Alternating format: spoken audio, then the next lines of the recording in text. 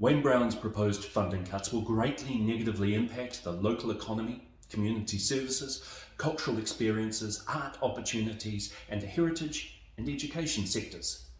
It will damage mental health and well-being for our people. Both the large and small business developments which grow our local economy will suffer.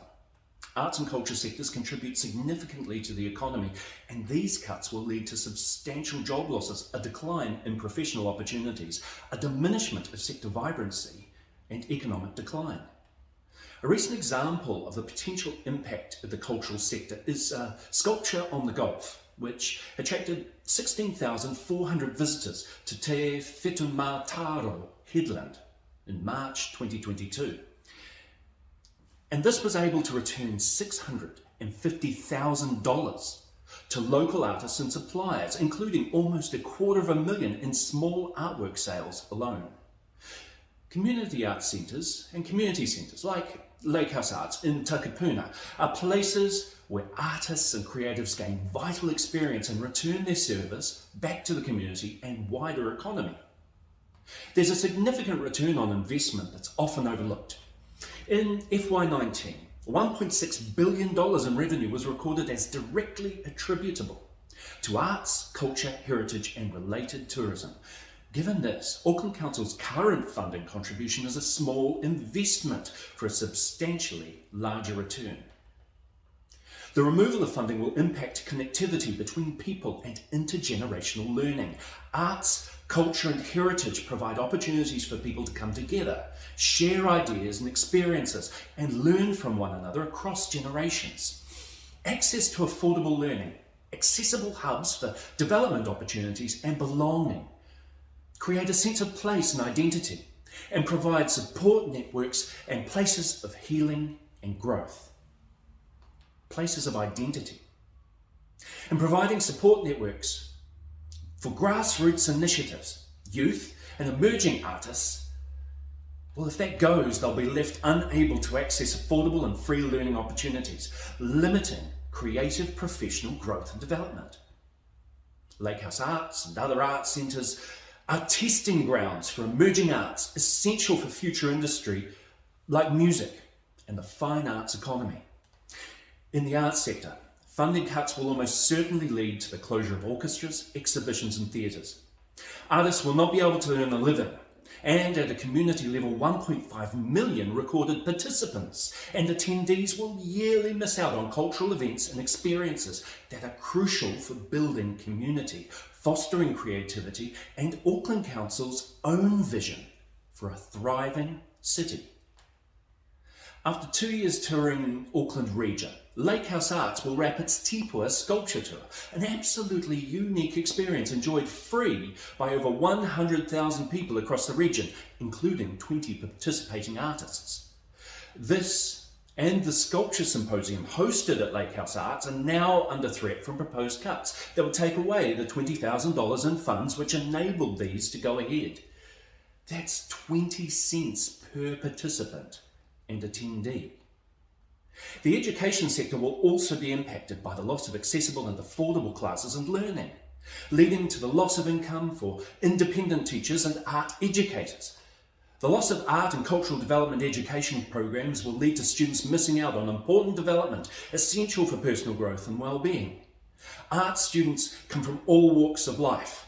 For some, living with disabilities or personal life challenges, Lake House, like many other arts centres, community centres, heritage centres, have become absolutely essential to well-being and meaning in their life. We do not respect creativity and social life as a vital human experience enough. Another great community contribution example outside of the arts is the local organisations that conserve, tidy and protect our local reserves and our local environments. They share wisdom and learning, kaitiakitanga, locally. In my opinion, they provide better short-term results and long-term return on investment than contracted council services that are not directly connected or invested with our communities. Locally driven facilities, organisations, initiatives, and the people who commit enormous energy and time to their communities are contributing to building resilient communities, even more important in the wake of pandemic and natural disasters. These events have proven that services are needed, wanted, but are now under threat. It is essential and incumbent upon you, our public, upon our local board and upon our Auckland City Councillors to support, advocate and lobby for the continued, if not increased, funding in arts, culture, heritage and community facilities, events, initiatives and organisations to ensure all of our survival and continue building our communities. The truth is that arts, culture and the heritage sector have struggled to prove their value to the wider community. We could call that wider community the unconverted. Those who don't truly understand the real costs and value of what is now under threat. People pay for concerts, music and art lessons, art to improve their home and life, in part because of free exposure to arts, through free public events and concerts, through seeing murals and suburban power boxes and buildings, statues and sculptures in our streets, and having free public access to exhibitions and experiences. Our communities are exposed to free art, culture and heritage everywhere, without needing to consider the actual small costs they contribute. A comparably tiny amount of public funds achieves so much for our people. If removed, facilities, organisations and initiatives with decades of operation and proven impact for communities won't come back from this. I believe that Auckland Council has overstated this financial crisis, with their own reports showing better than expected fiscal outcomes for the last 2 years in a row. And I encourage all of you, all the members of Auckland Council, everyone in the public, our local boards, to fight for a better budget. One with a greater vision for our future and our people. A budget that respects Council's own duties and function to ratepayers. A better budget that addresses appropriate rates increases that don't kick rates inflation-related catch-up down the line. A better budget that will retain assets and addresses wasted money in our infrastructure development and bureaucracy. A better budget that will address fees on parking and public transport, road use and invest in eco-economy. A better budget that leverages private-public partnerships to invest in our communities' futures. In short, a better budget.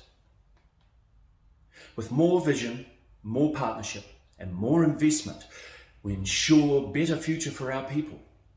I encourage you all, and I encourage Auckland Council to share that vision and stop the cuts.